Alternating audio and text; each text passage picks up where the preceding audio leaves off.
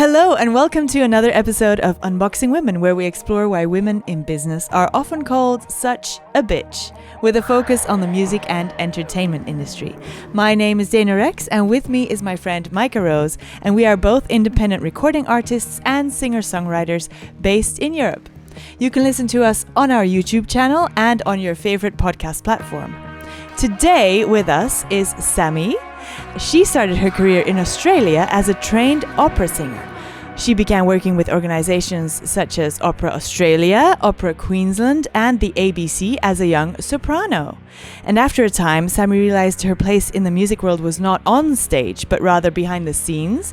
So she followed a new career path in producing, curating, and music business, which ultimately led her to the UK and her current role specializing in commercial business affairs in radio and music at an international broadcaster. Hi, Sammy. Welcome to the pod. Thanks for having me. Wow. I have the feeling... Sorry, it just sounds like wow, what a career. Sounds well, not that well. Well, I have the feeling there's much to discuss with regards to your career path so far. So could you start us off with your years in opera in Australia and how you got into that? Yeah, sure. Music's always been a pretty big part of my life. I was surrounded by it most of my childhood. And then I got a music scholarship to my high school. And there it was really encouraged to explore different genres, different styles. And I just kind of fell in love with opera. It had never been anything that I'd really explored before. And, I got to 18, was finishing school and thought, what the hell am I going to do now? Took a whim and auditioned for the Conservatoire of Music. Wow. And that was kind of it, really. Then the next 3 years was just pretty hardcore study, pedagogy, learning French, German, and Italian, movement, the whole shebang. And it was a really fantastic education that I got there and really kind of prepared me for a really niche world that is the operatic arts. And then I think, in terms of my actual career working as an opera singer, it was fairly short-lived, actually. I had some really interesting roles that I played, really enjoyed working with different organizations. But in the grand scheme of things, I was really young. And I think I realized pretty quickly that it wasn't my forever. And I think it was quite early on that I realized just because I'm passionate about something and I love doing something doesn't necessarily mean it's the right thing for me to sort of pursue a career in. Mm-hmm. And I think by trying to make it my full-time job, I kind of fell out of love a little bit there. So stepping away from that, and it was really tied up in my identity as well. I'd kind of been the opera girl, that had been very much me. My aspirations were tied up in that. Even, as an Australian opera singer, Mecca is Europe, right? Guildhall, you've got all the incredible educational institutions over here, Royal Opera House. So even where I lived and what I did was all very much encompassed in that kind of opera world. And yeah, stepping away from that was quite hard. There was definitely a sense of kind of refinding myself. Who am I without that? And what do I want to do next? But yeah, it was a really fantastic chapter of my life and something that I still remember really, really fondly, and dip in every now and then as well. That's quite a big step to say, okay, this is what I trained for, but I'm not going to do that anymore. Yeah. It must have been a really huge life change. Yeah. It was really scary, actually. And a big, big part of me felt like just a complete failure. The castings, the auditions, the going to different countries, trying your luck at different opera houses. It's pretty hardcore. And you've got to be completely and utterly devoted to it. And I just wasn't. Imagine. Yeah. So I think I felt like I'd committed to something that my heart wasn't in. But ultimately, it was definitely the right choice. And I still say I'm an opera singer. I still say I'm a musician because I am.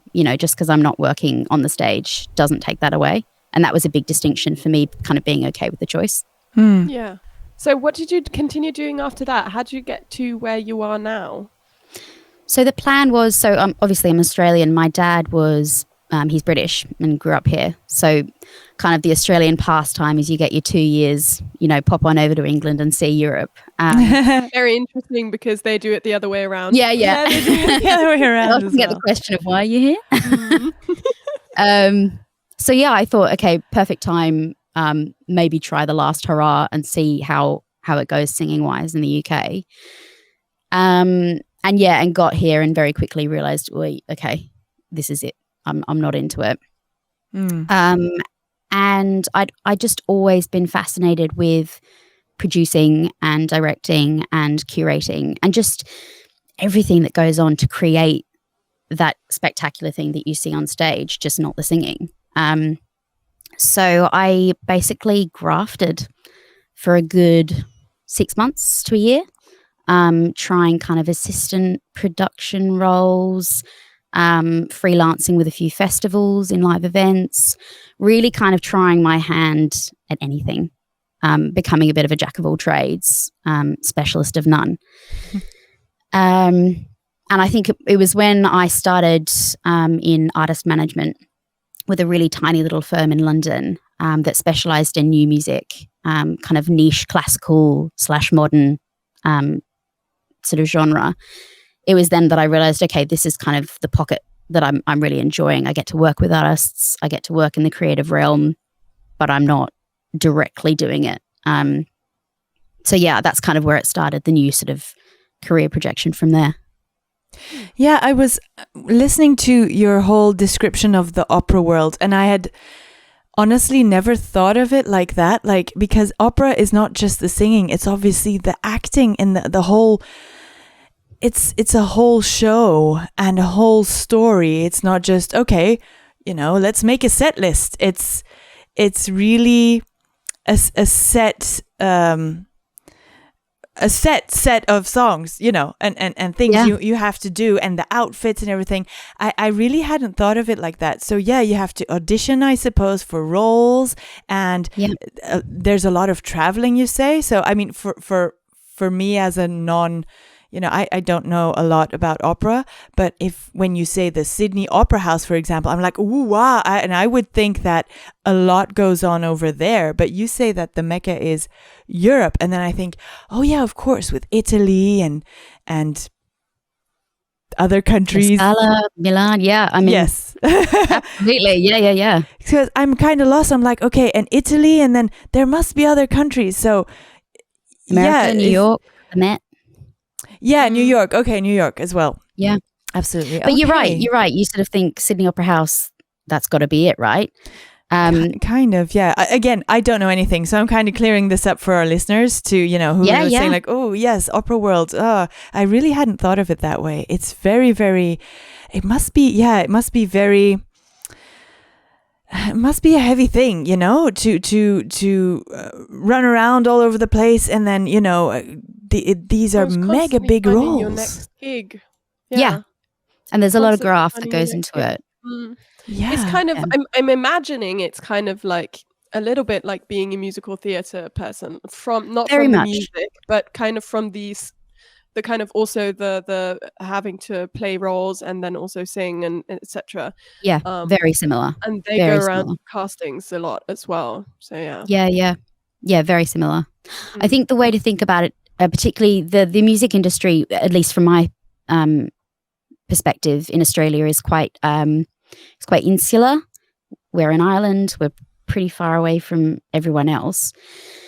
So Sydney Opera House is amazing. And if you're kind of in the chapter of your life where you're ready to maybe have a family and settle down, the goal is to be a principal artist at Opera Australia, which is the Sydney Opera House, for example. Mm-hmm. Okay. But if you're really chasing an international opera career, which if you're committed to it, that's what most people do, it's Europe. Okay. That's kind of where the big stuff happens. Yeah. Okay, so it's like for music industry, everybody wants to go to LA. Exactly. Yeah. No, that's really interesting. Actually, I have a question regarding operatic singing. Because I'm a voice teacher as well, and I went through a phase where my voice was mistrained by going through several different genres. And I was originally classically trained, not by an operatic singer per se, but she was trained by a classic, like actual opera singer. Yeah. I remember learning in the process of rebuilding my voice and rebuilding muscle memory and like retraining the whole kind of muscular function. I learned that it wasn't until Richard Wagner came along with his operas that people had to sing super loud in opera. So I was wondering if that's something that is a thing in your community, in the opera community. If people know about this, that beforehand it was like you could sing in a specific way, and afterwards, since Richard Wagner came, he made this huge orchestral stuff, and you had to sing super loud to get above that. Because I've read articles about how opera singers nowadays oftentimes can't sing past a specific age, while opera singers from back in the day can still sing at 70, 80. Yeah, absolutely. So I was just interested to see your perspective on that. Yes, I mean, super interesting point. One quite sort of unique thing about the opera industry is that or the operatic arts, is that you're very much, well, I have been at least, defined by your voice type. So I'm a soprano, and specifically I'm a soubrette, which means that sort of lends itself to the type of roles that I would play. So the kind of short, cutesy, often sort of funny, often cheeky roles, like the Mozart, kind of roles. So if you're a Wagnerian soprano, that's a very specific voice type, and they're heavy, they're weighted, thus the volume. So it's a particular type of voice that can carry. I couldn't sing Wagner, for example, no matter how hard I try. So, I mean, in terms of the lifespan of an opera singer, certainly the technique I was taught is bel canto, which is the Italian method, and it's very much singing on the breath, which you don't touch musculature. Your vocal folds, none of that is involved. It's basically long lines singing on air. And if that technique is adhered to strictly, there's no reason why there wouldn't be proper longevity to your vocal career. But quite often, I mean, that's incredibly hard to achieve. I mean, that's what we all train for, right? Yeah. I from an outsider's perspective, I don't know how the Wagnerian sopranos do it. I genuinely don't. It's a very specific voice type and art form in itself. Yeah. Wow. Yeah. I had no idea that there was oh my God, it's so intricate. I have to Google more about this. Yeah, it's a minefield. No, it's just really interesting. Because having worked with a voice a lot myself and having learned a lot about my own voice in the process, it's very interesting to see how our voices are shaped by the people who compose it, who weren't necessarily people who actually sang. Yeah, absolutely. So, yeah. Interesting. I wanted to ask you a bit more about Australia specifically, about any obstacles that you might have encountered in the music biz there as a woman, because you have Europe or the UK as a counterweight that you can compare it to. Were there more tangible obstacles around gender in Australia or the UK, or the other way around? Do you think? I mean, I'll first up say my experience as a performer in that realm was pretty limited compared to other people that have been singing for decades and decades. But from my time in both countries, I'd say probably Australia had more challenges when it comes to sexuality, when it comes to gender. I love my country, and I'm certainly not bashing it, but I think every Australian will acknowledge that there's some deep-rooted misogyny behind Australian culture, white Australian culture, not Indigenous. Yeah. And that, like anything toxic, goes into every industry. So, definitely. I mean, it was funny. I was thinking about, in preparation for this podcast, I was thinking about, any anecdotes or experiences that I'd had personally. And luckily, I actually haven't. But what I did notice quite a lot actually was how men were treated in the opera world. So there's a huge stereotype that, you know, men of a certain sexuality will be singers in the opera world, which is a complete misconception. Okay. And another thing is, as I mentioned before, you're very defined by your voice type. So you've got basses, you've got baritones, you've got tenors, sometimes countertenors.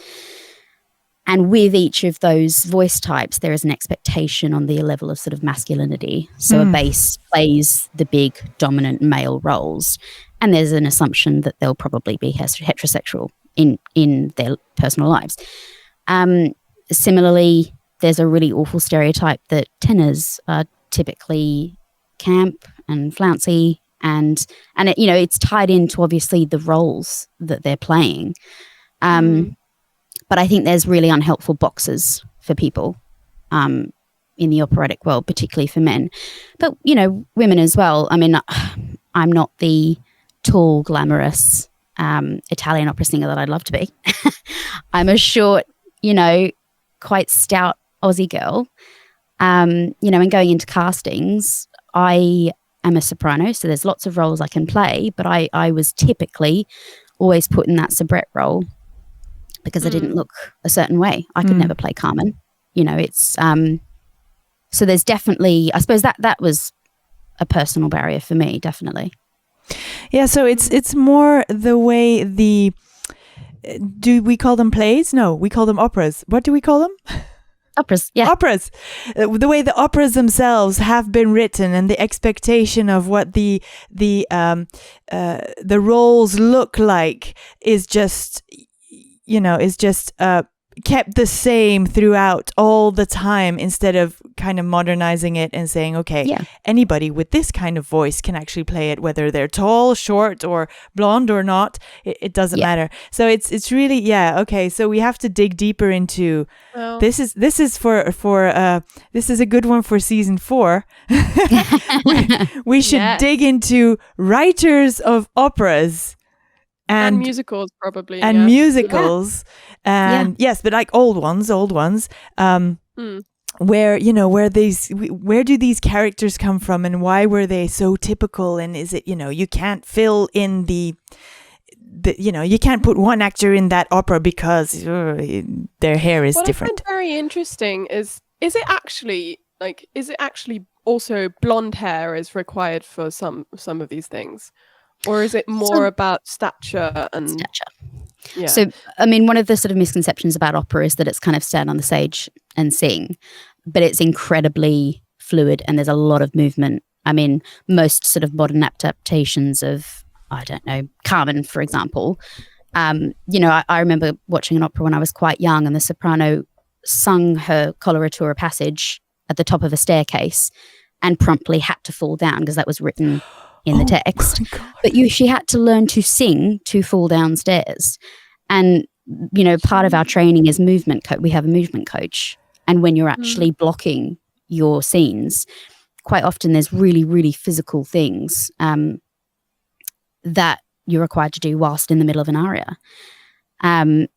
So yes, I would say stature is something that definitely excludes some people.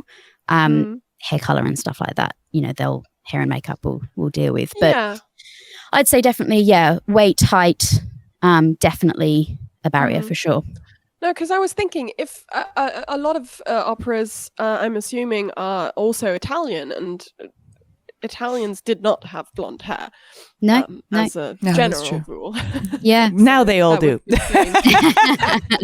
I mean, French, German, Italian, Russian, but they're all really old texts. So I suppose it's reasonable to expect that the characters are going to be having that old sort of old school gender roles.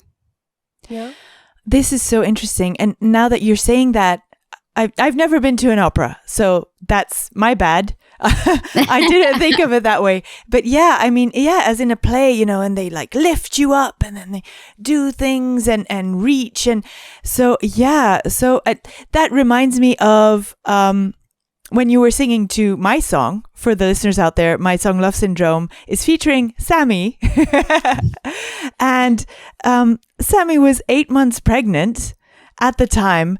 And I was a bit embarrassed, like asking, oh, would you want to sing a little opera piece on my, classical voice piece on my song? Because I don't know how, annoying it might be if you're 8 months pregnant and you need to do this.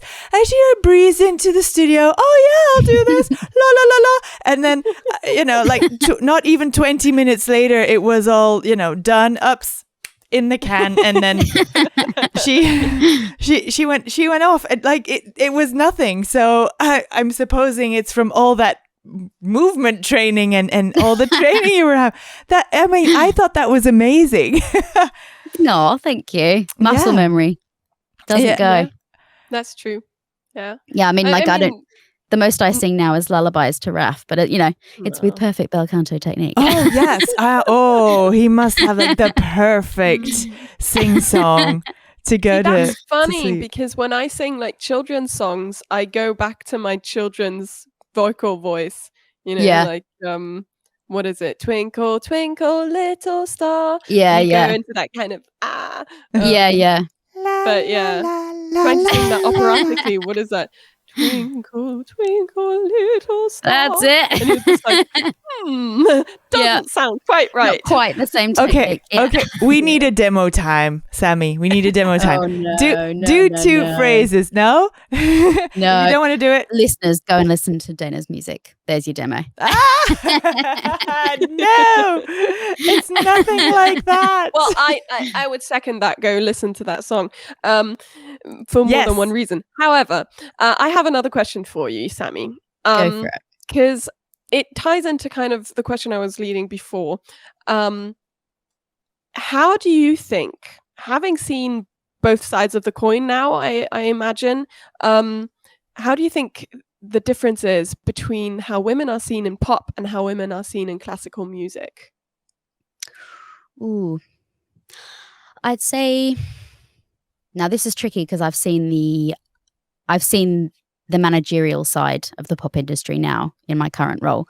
But from the outside, from a general public perspective, I would say women in opera are seen as quite traditional, quite feminine.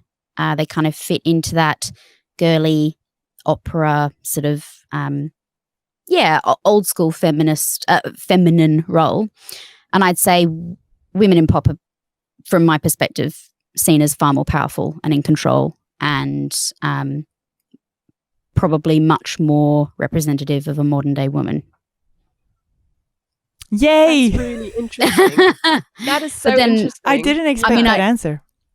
Well, in saying that, I know from the other side of the pop industry how that power and that control is often not the case. And that it's a very sort of layered picture for women in pop. But I mean, I'd say certainly from my perspective, of someone who, listens to pop music and enjoys it from a sort of punter's perspective, powerful going out there. So do you think that ties into you maybe, and this is me assuming, having felt put into that box of kind of having to be feminine in that old school manner, having to wear those dresses, etc. Did you feel confined, or did you enjoy that when doing classical music? Ooh, I don't know. Do you know what? I don't think I ever did, actually. I think maybe if I had worked in the industry longer, perhaps, and felt those barriers of like, no, I want to play a powerful, mezzo role, a pants role, where you're playing a man, for example.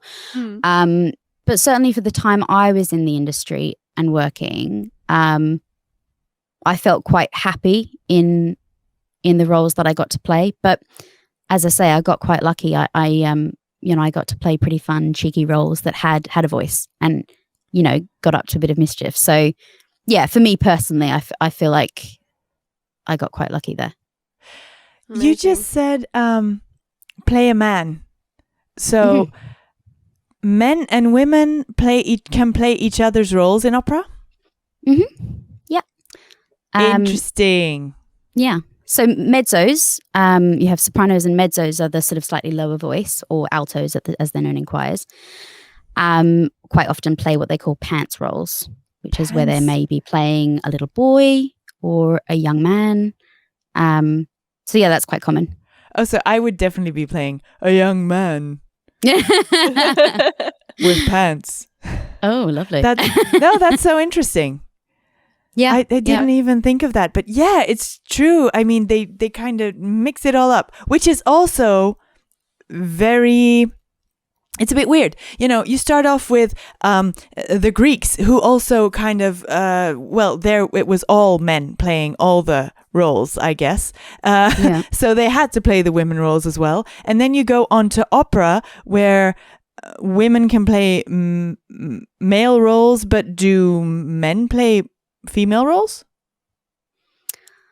Unless it's an actual gender swap as part of the storyline, I don't think so. Okay. I think it's mainly women playing men. Okay. But it is a strange dichotomy in that there's that sort of gender fluidity in that respect. But then in another respect, it's very traditional. Yeah. I was just going to say, then, That's very interesting. The head role can't be this or that, but for the rest... I guess it does tie into, if you're saying, basses are very manly, baritones maybe slightly less so, tenors usually seen as camp or whatever it was. Yeah. And if you then say, okay, a woman is allowed to play a young man, that would play into the kind of higher voices being seen as more feminine, and young boys not being seen as full men yet. Yeah. So it does kind of tie into that. I think the thing about opera is that there's lots of these strange isms about it. But one thing that I've noticed is that it is the way it is. It's been done that way for a very long time. And it's very set in its ways, and it's tradition in a way. A lot of the things that go on,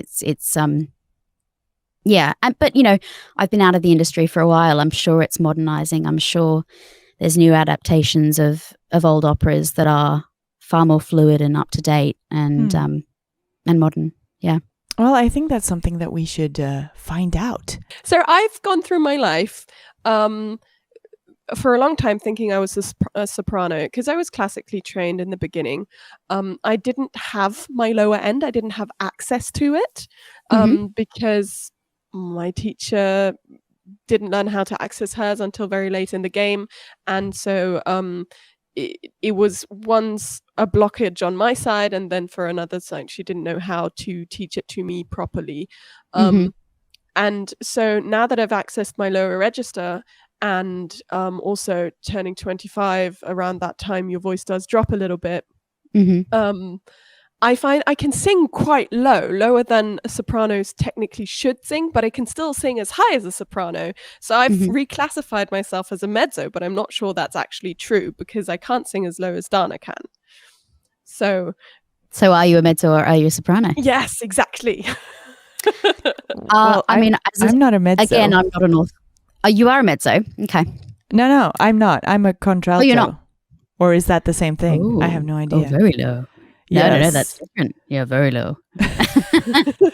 I wouldn't know what mezzo is, actually. I thought it was higher than I can sing. I mean, the lowest part. I can go pretty low. One common misconception about voice type is that it's based on, I can sing from C to C, that it's based on a particular range. Certainly the way it was taught to me was that it's actually based more on a quality of your voice. Right. So my voice is quite ringy. It's quite textured in the lower register, but in my high, particularly my real top, it's quite, it's sort of called whistle tone. It's so the way that they describe a mezzo is by texture. So, a mezzo usually can sing almost as high as a soprano, but they have a richness to the lower register. They have a warmth, and that's what classifies them. Right. Yeah. That's super interesting. Thank you for clearing that up. I'm sure a lot of people will find that really helpful. Yeah, indeed. We need to relook up everything that we thought we knew. Awesome. Actually, Maika, didn't you have another question about the classical versus pop? But there was something about pop being looked down upon that you had in your, you had experienced something like this in uni. Oh, yes. Oh, okay. Yes. So, when I studied music, I studied contemporary music performance. So we went through contemporary music from blues upwards. So specifically not classical. And we, in that course, it was told to us repeatedly by our teachers and insinuated heavily that pop was something that only people did who didn't know anything about music, that pop was the music for stupid people and for untalented people and for people that weren't very musical and didn't want to actually put in any effort. Like, I know a lot of that is also kind of maybe bitterness that they weren't very successful with their music, and pop a lot of the time is, and sometimes, yes, the stuff that you hear on the radio can be annoying. You can sit there and ask yourself, how is this on the radio? How did this happen? Yeah. What is going on? There's like 3 sentences in this song, nothing to it whatsoever. So I get that. But it took me a while to actually kind of find myself to be happy singing pop music because of that feeling looked down upon and stuff. So I don't remember specifically what I wanted to ask about that. However, is that something you've experienced with different genres, or in classical music, or coming into the field you're in now? Is that something you've kind of come across before? Yeah, definitely. I mean, particularly during my education at the conservatoire, it was a really kind of, we were sort of seen as elite. There was, I think, 40 of us in my year, and that included instrumentalists, opera singers, and there was definitely a real sense of we're the best, essentially, which I must admit I didn't feel. I was really new to opera. So I was probably the only person that was kind of like, oh, give it a go, and then found myself there.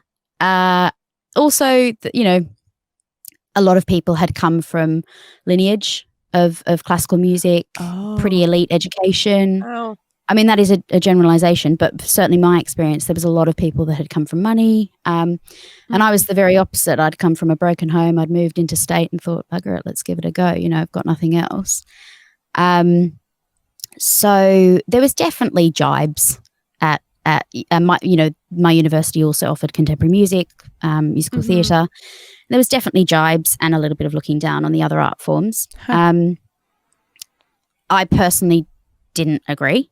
And I work in the pop industry, not as a performer, but, working with artists. And there's a hell of a lot of graft that goes in that, arena. But I think maybe where it comes from is that, for an example, an opera singer's training includes obviously the vocal training. We have to do movement, we have to do conducting, we have to do orchestral arrangements, we have to analyze scores, we have to do musical theory, we have to learn French, German, and Italian. And vocal pedagogy to be able to teach. So there's a hell of a lot of additional education that goes on behind just being able to sing on a stage. But then I think in turn, we didn't understand the intricacies that go into learning contemporary. You guys basically have to learn how to engineer, how to do your own miking, how to understand, again, movement and stage in pop music. So I think it's just it's not understanding the other art form or respecting where they come from and what they can do. But yeah, definitely seen it in the industry for sure. Yeah, it's so interesting because thankfully you didn't have the kind of blockage that I felt for a while.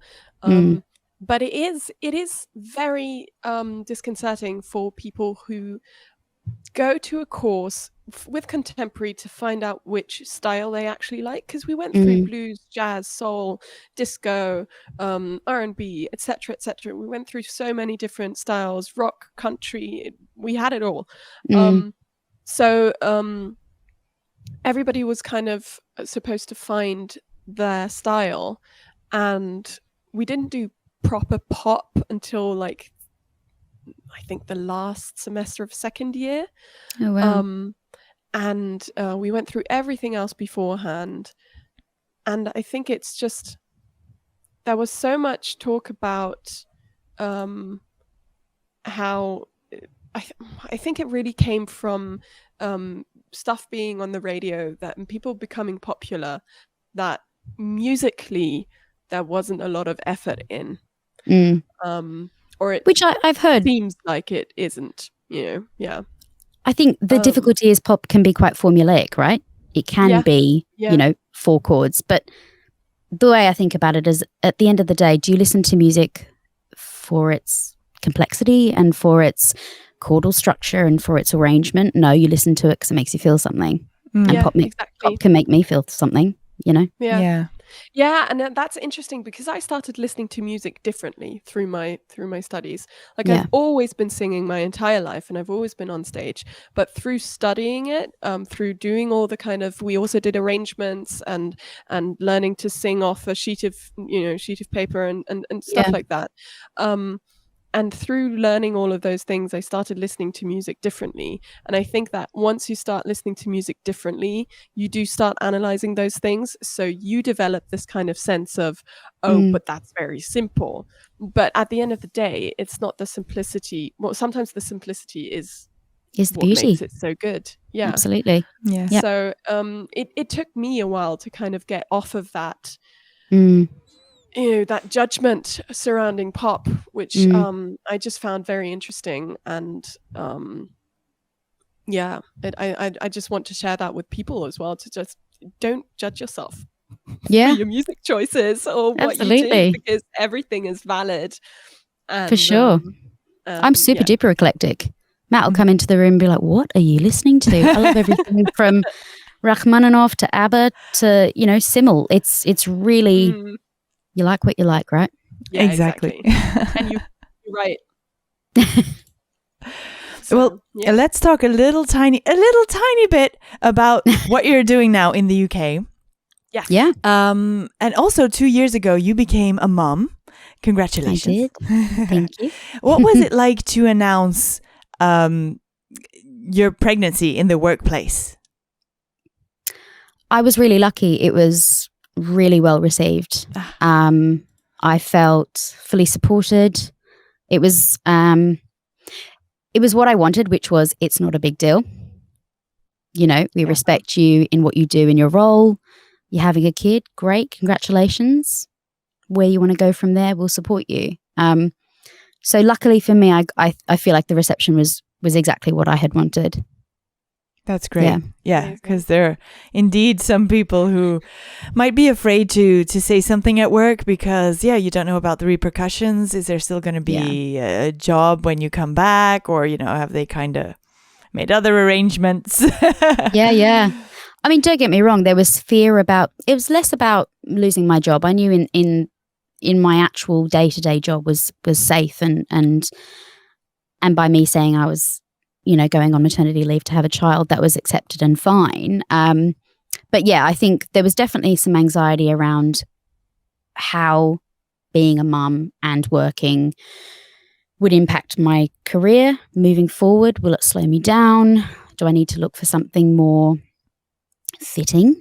So really to motherhood? After the initial maternity leave, you mean, like what would going back to work look like and stuff like that? Yeah, that's definitely when I started thinking about, okay, what does this look like long term? For me, maternity leave was, I didn't think about work. You're just all consumed with this tiny screaming little bundle of joy, and then you get to like sort of 11, 12 months and you think, okay, now what?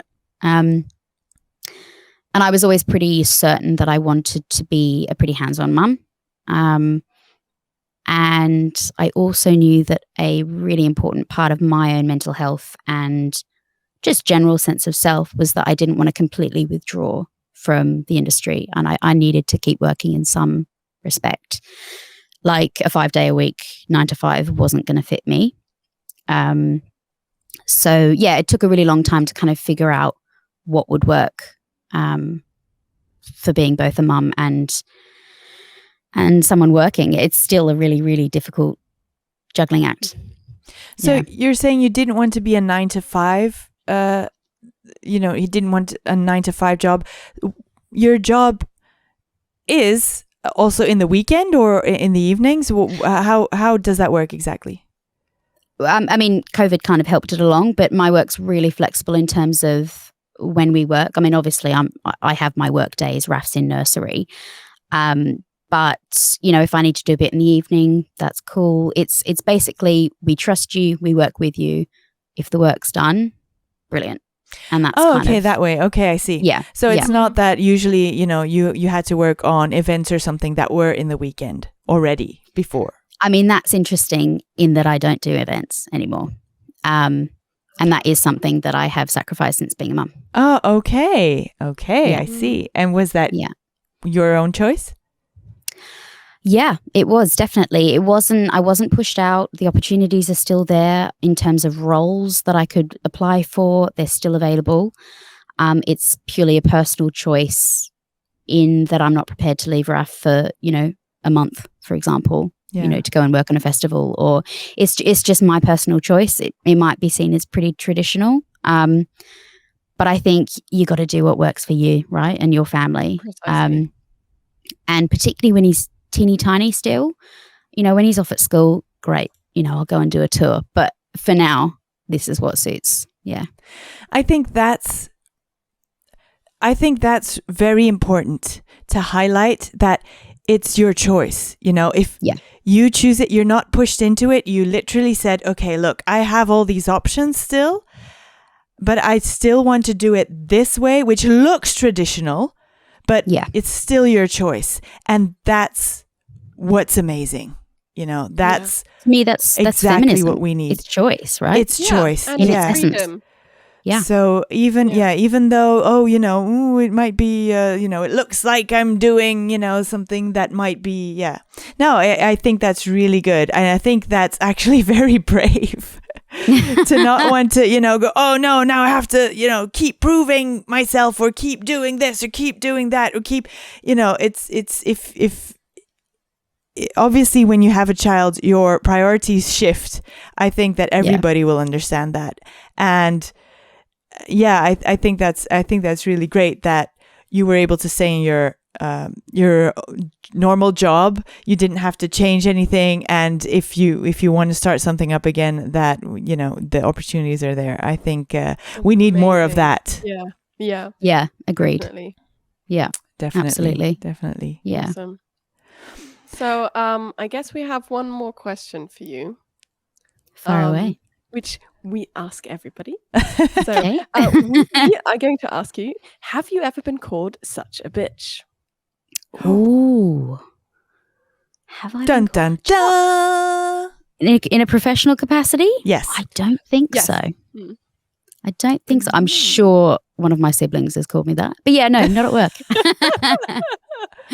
I think I've escaped Amazing. that label. Very cool. Oh, and not in opera land? Actually, especially in opera, you can called a diva or something. Yeah, in every sphere of whatever job I've been in, I've always been the sort of scrappy underdog. So I've never been the diva. Yeah. Yeah, not me. I can say that Sammy is the nicest person ever. I don't know if you're calling her a bitch. That's like, I don't know, where you're coming from, but I'll take that it's not possible. Yeah. All That's right. so funny because you remind me of Naomi. Yeah. Sad. Yeah. Who's that? It's Maika's friend who's also very nice, and nobody could ever call her a bitch. Yeah. It's insane. Yeah. It's not a word when anyone needs to be called, hey? Exactly. This exactly. is true. Yeah. All right, I guess that's all for today. So thank you for tuning into this week's episode of Unboxing Women, and thank you, Sammy, for coming on the show. We've had an absolute blast. If you've ever had an experience you'd like to share with us, send us a DM or tag us in your posts with the hashtag #SuchABitch. Don't forget to support your favorite artists through merch or donations. My name is Maika Rose, and I've been chatting with Rexx and Sammy Jancovich. This is a weekly show, so make sure to tune back in next week, same time, same place. Thanks again for listening, and we'll see you soon. Bye. Bye.